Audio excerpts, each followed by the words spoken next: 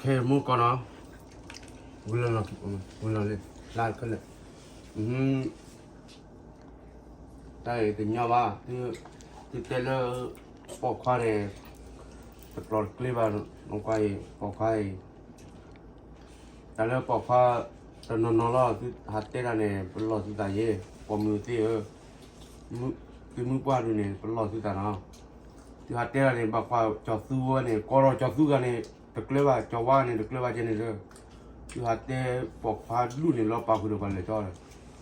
ไอ้เละฮัลโหลข้อเนี่ยบัลเลยว่าข้อเลยเสียผู้มาหาไปปาหลอดข้าเนี่ยเดียวว่าข้อเลยเสียผู้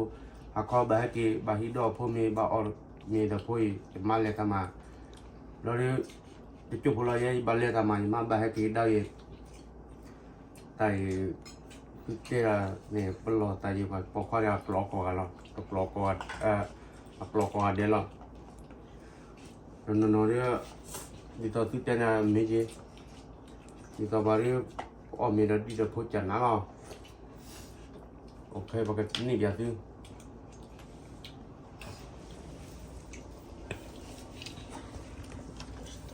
โอ้ไปนี่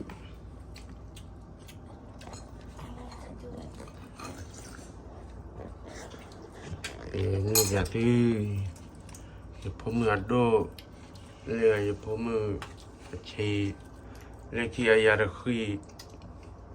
เลขอะไรจะปื้อมรกตยันเนี่ยไอ้พมือโดไอ้ไก่ปื้อจะพอเนี่ยเรือพอเล่เล่โอ้ยพอดาพ่อจะติดเอาวิยาเอาวิเนี่ยมาจ้ะล่ะมาเราจีจ้ะล่ะมาเราจีดิ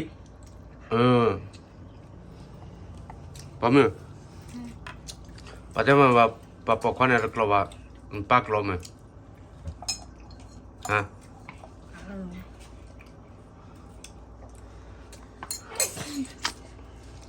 เอาวิยาพอจะอยากกู้ตู้นี่ใครดับบักขับไม่รอเล่ไม่กับวีนี่ก็ตุ้ที่รอเด็บเล่พอแต่ตู้เตลอดเนี่ยฝ่ายเว้ยว่าอะไรบอกว่าแบบพอลัดที่ลัดเชล่ะ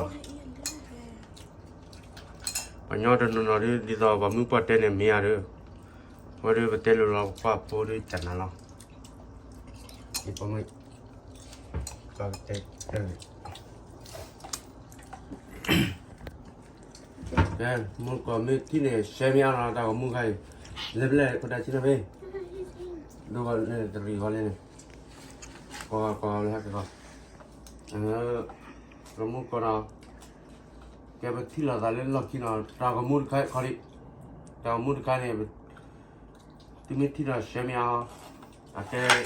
ที่บ้านเรื่องเราเรื่องพวกเนี่ยอาจจะปอกข้อเนี่ยอะไรก็เลยว่าจะนี่มา